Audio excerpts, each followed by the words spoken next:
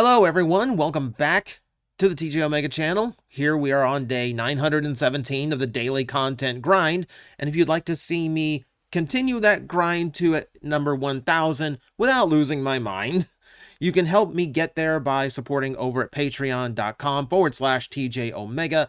The lowest tiers get you shout outs, you move up to Discord access, some exclusive posts, and requesting videos of whatever you want. Please, if you don't mind, thank you very much. Always means the world to me. Let's discuss the topic of the day. So, something was noticed in all of the leaks and listings that we have been seeing over the past couple of weeks. Something caught people's eye, and you know what? Good eye, because this didn't even occur to me. So, when we looked at the listings, when we enjoy seeing all the big character names popping up, we have the primes in there, combiners in there, all great listings, all great excitement. You know what we didn't see? Do you realize what we didn't see in those listings? We didn't see core class. We didn't see the smaller of the generation size scales, and that kind of got everyone asking what actually happened to them. Now, just to clarify, just to make sure, because I know someone's going to point this out, we didn't get the Commander or the Titan for the year either. But those are mid-year releases, so it kind of makes sense that they weren't in the listings just yet. There's no reason for them to be in the listings just yet. What we saw as a leak is mostly just the retailers kind of getting stuff early and someone saying, this is what they're planning to have for that year. That's something they need to know. The Titans, the Commanders, not so much. That can come later. So we're kind of at a loss as to where the cores ended up, and the question is, did the size class get canceled? Now, I will admit, when I am at my local shops, it is the one scale that always seems to be there. There's usually one or two that are peg warming, and that's just taking up the entirety of that section. This shot of Tasmania Kid, some 86 Bumblebee rumbles. This is actually a pretty rare sight for me to have actual new cores in. So, hence why I took the photo. I was kind of shocked. But at the same time, it always seems like there's a glut of something. How long did you see full racks of iguanas when that one came out? Like, seriously. For whatever reason, it just doesn't seem to click the way that Deluxes, Voyagers, and Leaders do. And it's always the one where I kind of feel like I always see the same ones. So I kind of wanted to examine why, as we just kind of look back at a quick history of the core class and just see where the problem might lie, because I think I've figured this one out. So, we're going to start with their origin, which is in the Kingdom lineup, where, we got an interesting set of figures here, and it seems like they were trying to identify the identity of core class right away. So you have a little bit of a mix of three things going on here. Number one is an all-star lineup of well-known characters. So your Optimus, your Starscream, Megatron, Soundwave, Hot Rod. That's a really solid set of characters to be offering in the size class. On top of that, you do have an attempt to integrate in with that year's gimmick line. What we now have is armorizers, whether it be Junkions, modulators, weaponizers, fossilizers in this case. So that gets the core in with that aesthetic and lets it blend into the line. Okay. But you are also using it to get out characters that otherwise wouldn't fit in as a deluxe because they're just too small to be represented in scale correctly. And that's where you get Rat Trap in this set. All right, so we're doing three things at once here already. And then you start realizing there's only 8 toys in the first year. Okay? That's not a lot. That's a lot of goals to accomplish when you've only got 8 toys, okay? So already there's a little bit of an iffy feeling here. Among the first wave, I can remember Vertebrae shelf warming. Soundwave was actually hard to get because the previous waves were cluttering a little bit too much. Hence, they had to reissue him later on. I'm not even sure if I saw a Dracodon as a result. So, right away, there's a little bit of a rocky start here. Okay, it's definitely serving a purpose, and it's producing some okay toys for the price, but it's definitely seeming to lack a focus already. Like, I'm trying to figure out what the identity of core class is, right? And then Legacy goes and just kind of rearranges everything.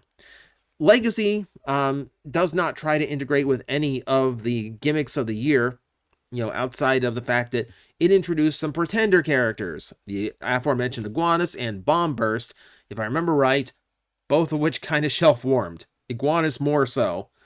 But you only have 3 waves this year, and you notice 3 of them are package refreshes. And then you have repaints with the G2 Universe Megatron, and the Shockwave and the Skywarp.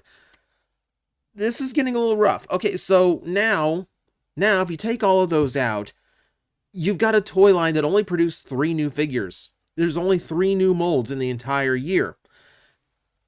That's a little bit iffy. This is also the year where they tried to get away with something to try and, improve the chances of Wave 1.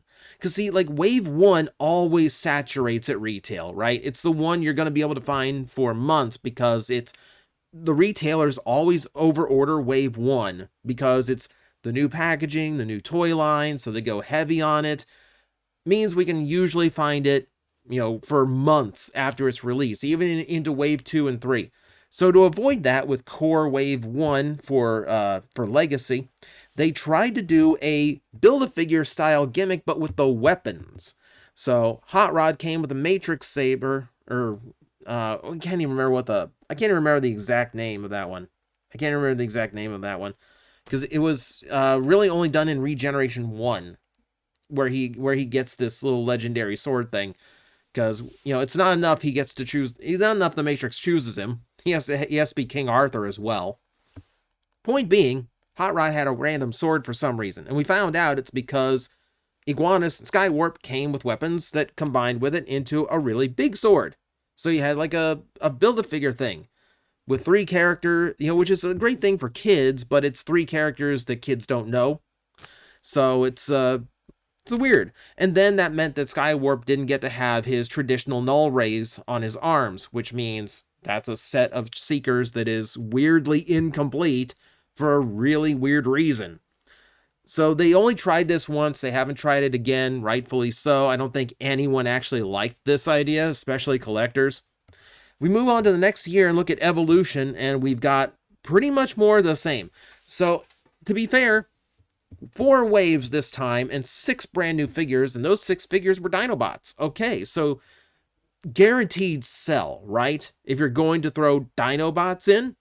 And they're smart about it, again, because with the retailers, they're going to want, they're going to order Wave 1. To make sure they order Wave 2, you throw in Grimlock. There's another big name that you're going to want on your store shelves. They did release more later on as well, probably for the same reason. But point being, it's a more interesting way, but you're still looking at a lot of reuse. You're looking at a lot of repaint. If you weren't a Dinobot, you were a package refresh or you were a repaint. Remember, this is not something that happens with the other size classes, right? If there is we have the occasional package refresh of something that is either carried over from a previous wave, like the last wave of the previous series becomes the first wave of the new series. That happens to leaders quite often, but generally we don't have a thing where there's only 2 figures in a new deluxe wave, and then there's a bunch of second run figures from earlier in the year. We generally get 4 new figures in one way or another every single wave, and that's kind of how we're kind of used to. So you kind of spot the fact that this is already just designed to saturate. I also don't think it helps when you have 6 Dinobots in the same series. On one hand, great that they all came out in the same year. On the other hand, I did see a few of them kind of take up the shelves for a while. I believe Sludge and Scar, especially, were just there for a long time. Scar, I will admit, he's not a vintage Dinobot, so I can kind of see why. Didn't have the nostalgia appeal of all the others. However, it does kind of raise the point that Hasbro always makes of releasing too many characters that look the same on a store shelf. You know how they're always afraid of like having too many red characters, having too many blue characters in one wave. Well, now you had, entire waves made up of silver and gold Dinobots. Luckily, it's Dinobots, so that went okay in the end, but it still seemed a little bit slower than it should, honestly. But we move on. We move on. Now, keep in mind, the combiner thing seemed to work. To actually do a combiner at the small scale that you can get in and out in 1 year, great. That actually seemed to work out for Core. So what did Hasbro do? With the lineup for United, they kind of went back to Kingdom's idea. But now the three-prong focus is completely gone. Now we do have armor, we do have like the armorizers in the core class now, and they are admittedly so far better. Boulder Clash has a weapon mode. I assume the others in core class will have a weapon mode, so that actually does make them a little bit more interesting. However, we're getting again a very thin run of figures. So wave 1 again, 3 new molds, but again, completely random this time. We've got an Energon Megatron out of nowhere. We've also got Tasmania Kid from Beast Wars 2nd. I mean, why? I mean, are you that out of small characters? Can you, like, someone talked about doing Quick Strike as a core. Why didn't you do Quick Strike as a core? I don't want him as a core, but at least he makes more sense than Tasmania Kid, which most fans in the US don't know who that is. And then wave 2 is Beast Machines Cheetor. We're throwing a Beast Machines character in there out of nowhere. I mean, we've gone to just like throwing whatever at the wall just to see what sticks. And normally I would kind of chalk this up to Hasbro just kind of spitballing and seeing like, well, what actually works? If we put out a Beast Machines Cheetor core series figure, does it actually sell? Does that actually prove that we need to focus on more Beast Machines designs and characters? Don't know. Could be spitballing, but it just seems completely arbitrary. Now I look at it, it just seems like arbitrary and random. The ones that we have from the leak lists are on the right. We have Rock 3, which is what the listing says. There's no Rock 2, by the way. I double checked. Beast Wars Dinobot, the only other Beast Wars character in this size class outside of Rat Trap and Tasmania Kid. And then another repaint, Energon Galvatron. Of course, at least that one's kind of obvious. But okay, so I don't know. Like it feels like they took away what worked from the previous year and they went back to something that didn't work the first year. And now we're getting an even thinner lineup because this is all there is. Wave 2 is just Cheetor with a bunch of Wave 1s carried over. Now, just for the sake of completion, let's look really quick at the Studio Series version of Core, and to be honest, they are a lot more focused. They're producing characters that were in small scale and otherwise wouldn't be represented in Studio Series. They are producing small scale figures of popular characters. They are doing some weird things, like a Bumblebee Shockwave the same year that Core Generations did Shockwave. That's a little odd. And they decided to do 86 Ironhide and Ratchet, which would seem to go in with your, Generations Core, Optimus Prime, Starscream, and all them. That's kind of what 86 is designed to do anyway. To just release G1 characters they don't have space for in the Generations lineup. Okay, fair to you. But for the most part, they kind of stick to that, Fill in the gaps of smaller characters. And to be fair, the movie lines, because they need characters that menace the human cast, tend to have a lot more smaller characters that need to be represented. There are human characters in exosuits that need to be represented. So, really, it's not a bad idea. It's actually doing a fairly good job of it. And really, there's even room for this to grow, you know? Like, there isn't a proper laser beak that's just like a bird. You know, we have the pink car laser beak because they wanted to do a bumblebee mold, but they did laser beak first for some weird reason. Uh, we still don't have a frenzy from the first movie. So you realize it's the only Decepticon that's not been in studio series from the first movie? I double checked. Like, he hasn't had a toy since like the Human Alliance figures. It's kind of crazy, right? So there's definitely a lot more room for Core to continue in studio series, but but I think that's just because the focus is so much tighter on what it needs to actually be doing. But let's be honest here. Going back, it's been a while since I can remember Hasbro doing these smaller scale price point figures that actually had some meat to their bones. You have to go back to like Generations when they were Legends class. And Legends as in, we're producing big characters, or we're producing characters that make sense at this scale. Mini-bots, Insecticons, etc. There were not a whole lot of duds in that lineup. For the price, they were actually kind of fun. And when it was the first run of these that had, partner figures with them, these were actually pretty interesting. I liked a lot of the toys that came out of this lineup. But that kind of changed. Going into Combiner Wars, they still had figures in this scale and this level of design. Didn't have the partner figure, but they were still trying to get these like scout-sized toys out on the market. But it changed for Titan's Return, because the fault with your Titan Masters is the same one with old Headmasters. If you lose the head, you're out your whole toy. So this was a way of them selling replacement heads. That way, they could get away with doing the big figures and the Headmaster gimmick again. Smart on Hasbro's part, but these themselves were kind of dull. As independent toys themselves, they weren't doing a whole lot, and trying to have like the vehicles or like the beast bodies or something gives them a little bit of something, but I don't know, just seemed to kind of struggle. And it struggled even further when they tried to do it in Power of the Primes the next year with the little Pretender shells. Those shelf warmed everywhere. Those shelf warmed at liquidation stores. No one wanted them. Well, some did, but obviously not a winner here. I mean, this whole set of toys just really didn't do much for anything unless you had an Overlord and you decided to do something really funny with it. I was really trying to find a picture of him having two of the screaming Nightbeat heads in there. That's the funny picture to take. Couldn't find it fast enough.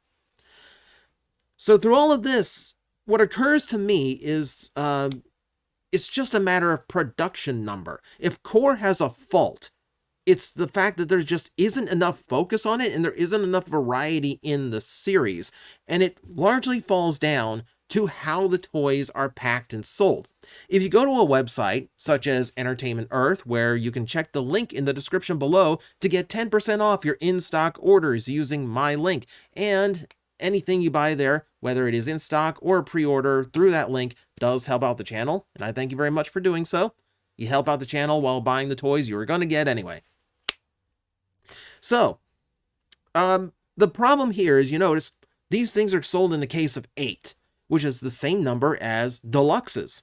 So you're getting just as many toys, but you're getting half the variety, sometimes less than half, if most of the wave is just the previous wave carryovers. So you're much more likely to get a glut of figures, and if you're doing, so all of a sudden, if you have like a peg warmer like Iguanus, for instance, you're kind of stuck ordering Wave 2, which is going to have even more Iguanus just to get a few of the toys that are new and will actually sell. And that's just the core problem. Hasbro didn't put enough variety into them, so they're just far more likely to pile up at stores and go unsold and just overall look bad. They're not necessarily bad toys. They're just produced in way higher numbers than your average Transformer is. If they were sold in smaller cases of like 6, you wouldn't have this issue. If they were doing 4 figures per wave and they were always new in some way, you wouldn't have this issue. If they could just pick a focus, pick a focus to actually be. Do you want to be like an all-star lineup of characters? Do you want to be smaller versions of, smaller characters to go in with that year's theme? what do you want to do? Just this hopping around and trying whatever kind of robs the size class of its identity. And this kind of production number at the same time just leads to a whole bunch of messy releases. It occurs to me that what I really want out of a small scale is to go back to the ideas that actually worked. You know what worked? That Cyberverse, the original Cyberverse from Dark of the Moon, and then later on into Prime. Small scale versions, basically a miniature version of the old toys. The miniature version of the collector's level toys. That was really interesting. That was a smart way of doing it, and I really wish they'd go back to ideas like this. It's frustrating.